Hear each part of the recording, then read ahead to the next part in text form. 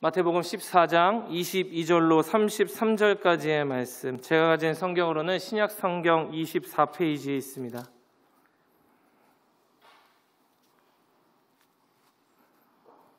우리 다 찾았으면 저와 교독하여 읽도록 하겠습니다. 제가 먼저 읽습니다. 마태복음 14장 22절입니다. 예수께서 즉시 제자들을 재촉하사 자기가 무리를 보내는 동안에 배를 타고 앞서 건너편으로 가게 하시고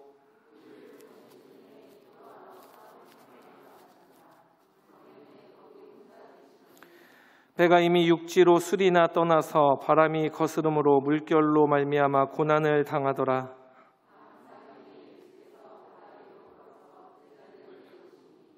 제자들이 그가 바다 위로 걸어오심을 보고 놀라 유령이라 하며 무서워하여 소리 지르거늘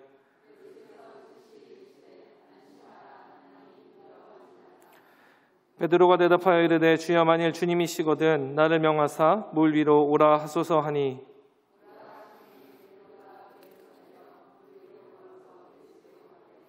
바람을 보고 무서워 빠져가는지라 소리질러 이르되 주여 나를 구원하소서 하니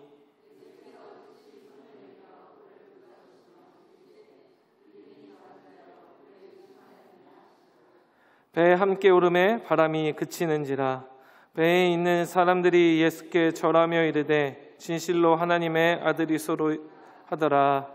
아멘. 우리 이 시간 믿음 우리의 신앙의 시작이라는 제목을 가지고 함께 오후 예배 시간 가운데 말씀 나누기를 소망합니다.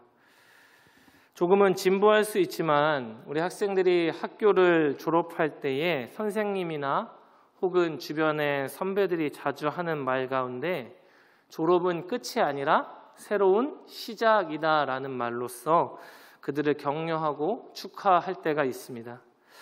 말 그대로 먼저 인생을 살아왔던 선배로서 경험해 보니까 졸업이라는 것이 끝이 아니라 새로운 시작이 맞기에 그들에게 좋은 가르침을 주기 위함이었던 것이죠. 사실 학교를 졸업하는 것뿐만 아니라 우리 삶 가운데에서는 새로운 시도와 시작은 얼마든지 많이 있습니다. 학교를 졸업하는 것도 물론 그러한 것들이고 새로운 직장을 얻는 것, 집을 이사하는 것, 그리고 배우자와 결혼을 해서 가정을 이루는 것 등 삶의 모습 속에서는 많은 시작이 있고 그 시작을 통하여서 새로운 또 삶을 살아가게 되는 것 같습니다. 이러한 측면에서 바라보자면 우리에게 믿음이 생긴 것, 그리고 하나님께서 우리를 불러주셔서 그의 백성이 된 것이야말로 우리 인생 가운데 가장 새로운 시작이고 가치가 있는 삶의 변화일 것입니다. 여러분 믿으십니까? 이 믿음이라는 것은 누구를 믿는 믿음입니까? 여러분 하나님께서 온 천지 만물을 지으셨으며 예수 그리스도께서 하나님의 아들이라는 사실을 믿고 또한 그분께서 우리를 위하여서 십자가에서 피를 흘리셨으며 우리의 죄를 대속하셨고 그 죽음을 이기시고 부활하셨다라는 사실, 예수께서 우리에게 구원자가 되어주신다라는 사실을 믿는 믿음인 것이죠.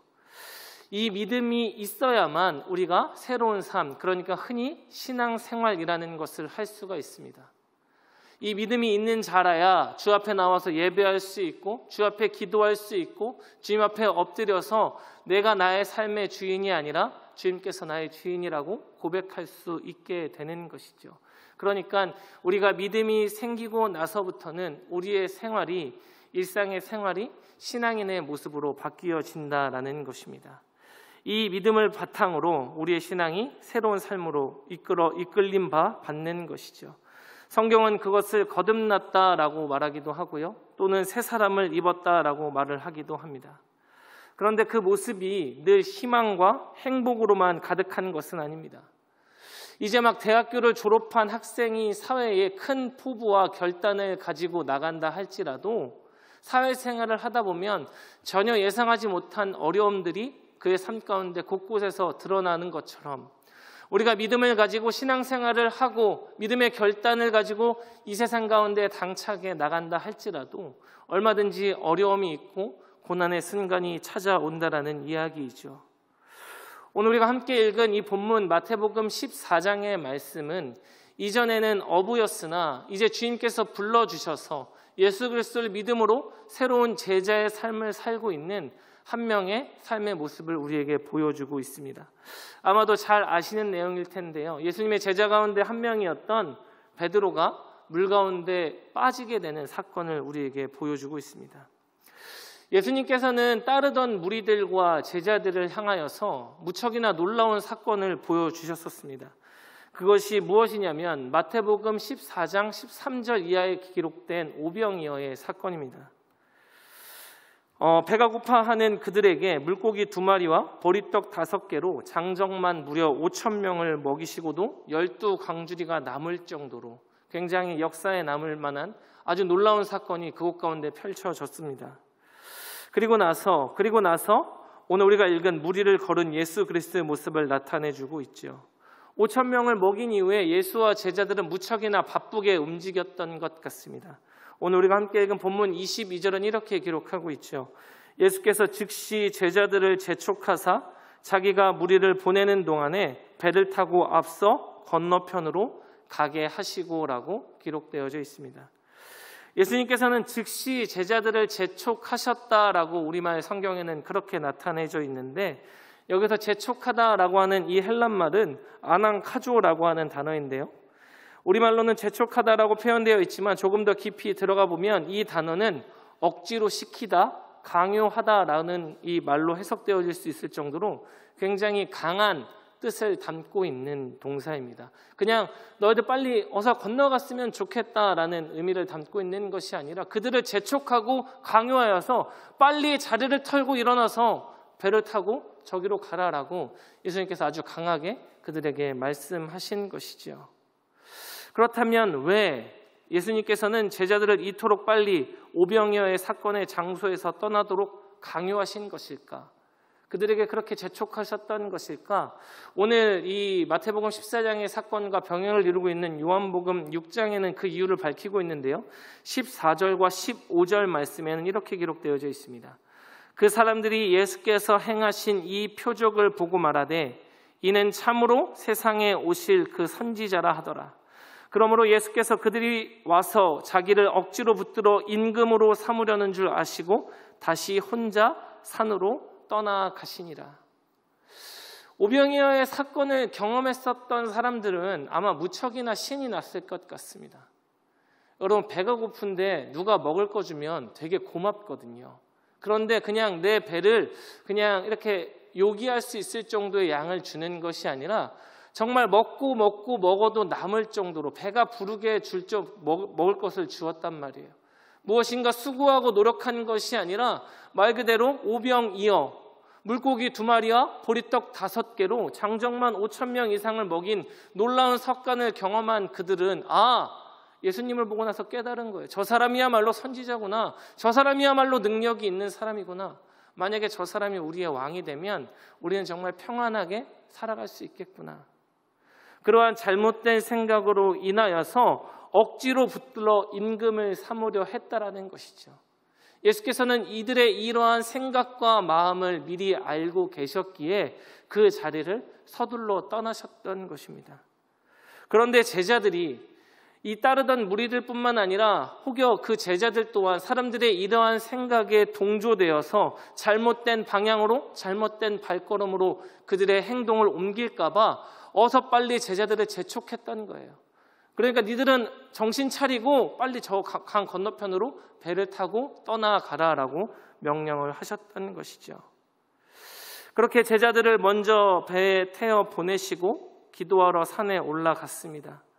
그리고 나서 제자들이 배를 타고 바다를 건널 때에 오늘 우리가 읽은 본문의 사건이 일어났던 것입니다. 본문 24절은 이렇게 기록하고 있습니다. 배가 이미 육지에서 술이나 떠나서 바람이 거스름으로 물결로 말미암아 고난을 당하더라. 예수님의 그 명령대로 배를 띄어서 반대편 게네사렛으로 가야 하는데 갑자기 바람이 심하게 불고 파도가 치기 시작했었습니다. 배가 흔들리고 제자들은 아주 힘든 상황에 처했던 것 같아요. 제자들 가운데 몇몇은 어부였었기에 웬만한 파도와 바람에는 흔들리지 않았을 사람이지만 이들조차도 고난을 당했다라는 이 성경의 기사로 보아서 그 상황은 무척이나 녹록지 않았던 것으로 예상이 됩니다. 여러분, 흔들리는 이 배를 타보신 경험이 있으신지 모르겠습니다. 여러분이 생각하는 것보다 훨씬 더 힘들어요. 저희 어머니의 고향이 인천에서 배를 타고 한 2시간 이상 가야 되는 섬이거든요. 저도 그래서 어려서부터 이제 여름 휴가를 늘 그 섬에 가서 보냈었었는데요. 어느 날은 한번 무척이나 심한 파도를 경험했던 적이 있습니다. 여러분, 사람이 제대로 서 있을 수조차 없어요. 굉장히 큰 배였었고 수많은 사람이 타 있던 안전한 배였었어요. 그런데도 파도가 치니까 휘청휘청이더라고요. 이들이 탔던 배는 그렇게 크지도 않고 안전하지도 않았을 거예요. 2000년 전 당시니까요. 그러니까 그 파도와 바람을 이기지 못하고 무척이나 어려움을 당했던 것 같아요. 그런데 바로 그때에 눈으로 보고도 믿기 힘든 상황이 이 제자들 앞에 펼쳐지기 시작합니다. 세차게 부는 바람과 파도로 정신이 없었을 텐데 저 멀리서 누가 걸어오고 있는 거예요. 그 성난 파도를 뚫고서 걸어오고 있는 한 사람이 보였던 것입니다. 여러분, 누가 이것을 믿을 수 있겠습니까? 세상 밤중에 누군가가 바다 위를 걷고 있는 모습을 본다면 당황을 넘어서 공포스러웠을 것입니다. 상황 자체도 그들이 무척이나 고요함 가운데 있었던 것이 아니라 정신없이 막 그냥 이는 파도를 이기지 못하고 이리저리 헤매이고 있을 때 저기서 누군가 사람이 걸어온단 말이에요. 얼마나 무서웠겠습니까? 자신들의 눈을 믿을 수 없었을 것 같습니다. 바로 그때에 그 걸어왔던 사람에게서 한 목소리가 들리는데 무엇이라고 들립니까? 오늘 본문 27절 말씀에 이렇게 기록되어져 있습니다. 우리 함께 읽도록 하겠습니다. 27절입니다. 시작. 예수께서 즉시 이르시되 안심하라. 나니 두려워하지 말라. 그들의 눈에 예수 그리스도가 들어오기 시작하였었고 예수님의 말이 귀가 들릴 정도로 가까이 왔었을 때, 그들이 소리를 지르고 공포의 마음에 휩싸였었을 때에 예수께서 즉시 말씀하셨습니다. 나니 두려워하지 말라. 내가 너희들과 함께 있었던 예수 그리스도다. 내가 너희들에게 가르침을 주었고 바로 얼마 전까지 함께 있어서 오병이어의 사건을 경험했었던 바로 그 예수라고 이야기하고 있는 것이죠. 그런데 여기서 예수께서 자신이 예수 그리스도를 밝히고 나서 배 안에 있는 사람 가운데 베드로에게 무척이나 흥미로운 반응이 나옵니다. 베드로가 예수님을 향해 말하는 것이죠. 예수님, 당신이 만약에 정말 예수님이 맞으시다면 나로 하여금 당신과 똑같이 무리를 좀 걷게 해주시면 어떻겠습니까? 베드로는 무척이나 재미있는 말을 예수님께 던지게 된 것입니다. 예수님의 음성을 들은 후에 진짜 그가 예수이신지를 확인해 봐야 됐다는 생각이 들었든지 아니면 무엇이든지 직접 해봐야 직성이 풀리는 그의 기질 때문이었는지는 정확하게는 알 수 없으나 베드로는 아주 의외의 요청을 예수님께 하게 됩니다. 그리고 나서 어떻게 됩니까? 여러분 잘 아시는 것처럼 실제로 베드로는 물 위를 걷게 됩니다. 아마 인류 역사상 아무런 장치가 없이 물 위를 걸은 최초이자 최후의 인간이 아마 베드로가 아닐까 생각해 보게 됩니다. 여러분, 물 위를 걸었던 그 몇 걸음이 얼마나 신기하고 놀라웠을까요? 아마 자기 자신도 믿지 못했을 거예요. 엄청 신기했을 것 같아요. 내가 물 위를 걸었다라고 육지에 가서 사람들에게 자랑을 해야 되는데, 얘기를 해줘야 되는데 사람들이 과연 믿을까? 이런 생각도 했을 것 같아요. 여러분, 제가 오늘 점심에 날이 밖이 덥지만 잠깐 스스로 환기하고자 부용천을 잠깐 걸었습니다. 걷다가 물이 시원해 보여서 물 위를 잠깐 걷다가 들어왔어요. 여러분, 이런 말을 들으면 어떤 생각이 드시겠어요? 우리 목사님 날이 더워서 정신이 약간 혼미하신가 보다. 이런 생각을 할 수밖에 없잖아요. 그런데 베드로는 그 어떤 장치도 쓰지 아니하고 예수님, 당신이 예수님이 맞으시다면, 그 오병이어의 기적을 베푸신 예수께서 맞으시다면 나로 하여금 물 위를 걷게 해주십시오라는 요청을 하였고, 그 요청대로 물 위를 걷게 된 놀라움을 경험했었던 것이죠. 그리고 나서 시간이 얼마나 흘렀는지 정확하게 알 수는 없지만 잘 아시는 것처럼 베드로의 눈에 그리고 그의 살결에 바람이 느껴지기 시작하였었고 이전에 배 위에서 경험했었던 고난과 어려움이 떠올랐었습니다. 그러자 무서운 생각이 들었고 그는 곧바로 물에 빠지게 됩니다. 물에 빠져서 예수님을 향하여 소리를 지르기 시작하죠. 주님, 나를 구원해 주십시오. 주님께서 나를 살려주십시오라고 간절하게 소리 지릅니다. 그리고 나서 예수께서는 손을 내밀어서 그를 끌어올려 주셨습니다. 그리고 나서 베드로에게 무엇이라고 말씀하셨느냐? 오늘 본문 31절입니다. 우리 같이 한번 읽어보도록 하겠습니다. 시작.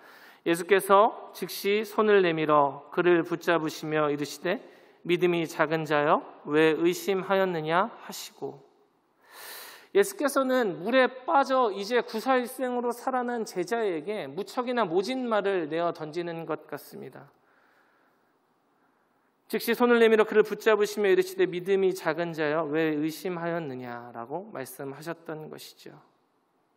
저는 예전에 이 본문의 말씀을 들을 때면 베드로가 만약에 그 물 위를 걸었을 때에, 그러니까 그 누구도 경험해 보지 못했었던 그 발걸음으로 물 위를 걸을 때에 나는 물에 빠지지 않을 거야, 나는 물 위를 걸을 수 있어 라는 생각으로 그의 마음을 통일시켰었더라면 그는 여전히 물 위에 빠지지 않고 잘 있을 수 있었겠구나. 그런데 그가 빠지니까 그의 믿음이 연약함을 보고 그의 마음에 의심이 들었던 그것을 보고 예수님께서 베드로를 책망하고 있구나라는 그러한 본문으로 이해를 했었습니다. 그런데 곰곰이 말씀을 들여다보고 묵상하고 보니까 이 말씀은 베드로를 책망하기 위한 말씀이 아니었었습니다. 베드로라고 하는 제자가 다른 사람들보다, 다른 제자들보다 믿음이 약하고 의심이 많아서 이에게 본때를 보여주기 위하여서 이 사건을 기획한 것이 아니라는 이야기죠. 여러분, 베드로는 그 상황 가운데 흔들렸던 거예요. 파도가 치고 그에게 심하게 부는 바람 가운데에서 마음의 공포가 일었었고 그에게 놓여진 그 상황 가운데 흔들렸던 것입니다. 파도와 바람의 상황이 그의 생각 가운데 혼란을 가져다 주었고 어려움을 가져다 주었다라는 이야기죠. 여러분, 우리도 마찬가지이지 않습니까? 주일날 말씀을 듣고 기도하고 주님 앞에 나와서 부르짖다가 돌아가면 내가 이제 주님의 자녀로서 살아가겠습니다, 세상과 구별되어서 살아가겠습니다, 늘 다짐도 하고 또 그 말씀대로 살려고 노력도 하지만 나에게 처한 그 형편과 현실 가운데에서 하루에 12번도 넘게 흔들리는 것 같고 하루에 12번도 더 넘게 유혹의 상황 가운데 놓여지게 되는 것 같습니다. 그러니까 이 사람 자체가 믿음이 작은 것이 아니라 누구나 그 믿음이 작은 그 상태와 상황을 경험할 수 있다라는 이야기입니다. 의심하지 않고 믿음이 흔들리지 않아야 합니다. 이제 나는 예수를 믿는 사람이고 이전의 내가 아니라 거듭난 사람이기에 세상의 시선을 빼앗기지 아니하고 약한 모습을 보일 수 없다고 늘 다짐하지만 내 부족한 능력과 처한 현실의 어려움, 주변의 시선과 상황들을 생각해 보면 흔들리게 되고 의심할 때가 얼마든지 있습니다. 어떻게든 주님 앞에 몸부림치면서 주님께 붙들림 바 되어 살아가고 싶은데 그 유혹에 넘어지고 그것들에 우리의 마음을 빼앗기면 우리의 믿음이 정말 우리의 이 신앙생활이 위선인 것만 같이 생각되어서 나를 더욱더 나락으로 끌고 가게 되는 순간들이 얼마든지 있다라는 이야기죠. 그런데 그렇다면 누구나 이렇게 믿음이 작은 상황 가운데 얼마든지 처할 수 있다라면 오늘의 본문은 그러한 베드로를 책망하기 위한 사건인가, 그러한 본문인가? 그렇지 않다라는 것입니다.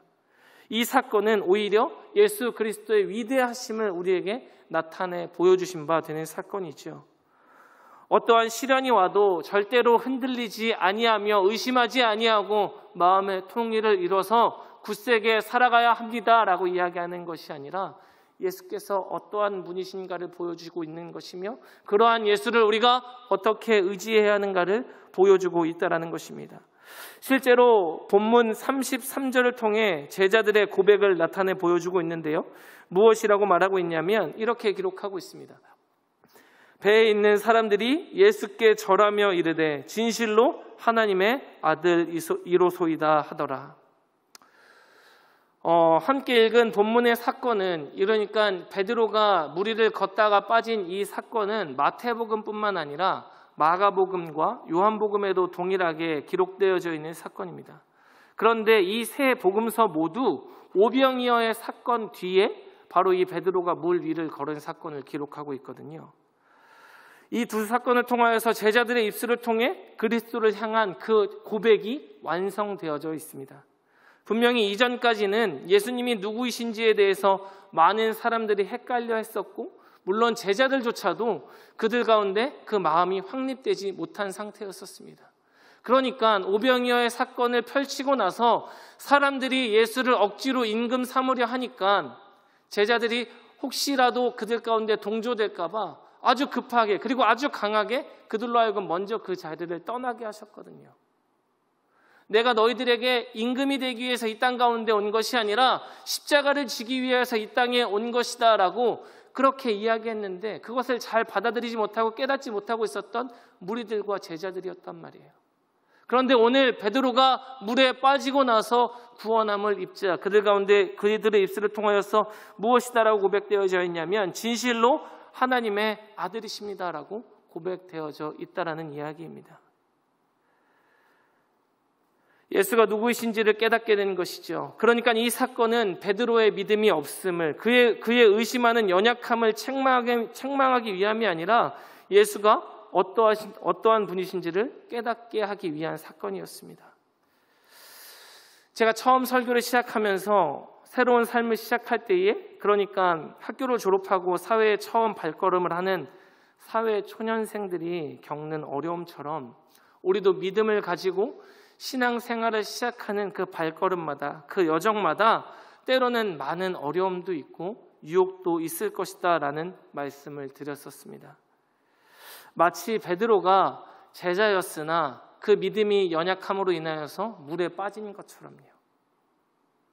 따르던 제자였기에 분명히 구별된 사람이었었고, 그가 어부였으나 이제 네가 나를 따라와서 사람 낚는 어부가 되리라라는 그 말씀을 의지하여서 그 발걸음을 모두 다 내버려 두고 주님께로 향했던 그 베드로조차도 이는 파도와 바람 가운데 믿음이 약하고 의심하여졌던 것처럼, 우리가 믿음을 가지고 신앙생활을 해 나가지만 여전히 우리 앞에 놓여져 있던 그 파도와 같은 고난들, 그 바람과 같은 어려움들로 인하여서 우리도 얼마든지 의심되어지고 믿음이 약하여질 수 있다라는 것입니다. 그런데 그러한 사람을 향하여서 책망하는 것이 아니라 예수께서는 오히려 자신이 어떠한 분이신지를 우리에게 나타내 보여주고 있으십니다. 어찌 보면 우리가 살아가고 있는 이 현실의 세계가 가장 마음의 어려움의 때를 겪는 시기일지도 모르겠습니다. 코로나의 상황이 조금은 잠잠해져가는 것 같아서 저 개인도 조금은 마음을 놓고 있었는지도 모르겠습니다. 이제는 조금 더 괜찮아지겠지, 이제는 조금 더 나아지겠지라는 막연한 기대가 있었던 것 같아요. 그런데 그 상황이 더욱더 안 좋아지고, 도대체 언제쯤 시원하게 마스크 벗고 우리 성도님들과 인사 나눌 수 있을까, 함께 교제 나눌 수 있을까, 그러한 마음만 드는 것 같습니다. 비록 20%의 성도님들이라도 뵙고 인사 나누고 잠깐의 기도 제목을 나누는 것도 다행이고 감사하다라고 생각했었는데 이제 그것마저도 어려워졌습니다. 경제가 계속해서 흔들리고 있고 삶은 무엇 하나라도 희망을 발견하는 것이 어려워진 시대를 살아가고 있지요. 마치 배 위에서 파도와 고난을 맞이한 그 제자들의 상황같이 느껴지기도 합니다. 여러분, 이 상황 가운데 우리가 어떻게 흔들리지 않을 수 있겠습니까?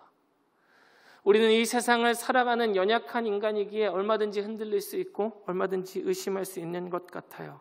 그런데 바로 그때에도 여전히 예수님은 역사하고 있으셨던 것이고, 물에 빠진 베드로를 향하여 손을 내미셨으며 자신이 어떠하신 분이신지를 보이셨던 것처럼 그러한 예수께서 오늘날을 살아가고 있는 우리들에게도 동일하게 역사하고 있으십니다. 그러하기에 믿음이 작은 자여 왜 의심하느냐는 말은 예수님의 책망이 아니라 위로의 말씀처럼 여겨지는 것 같습니다.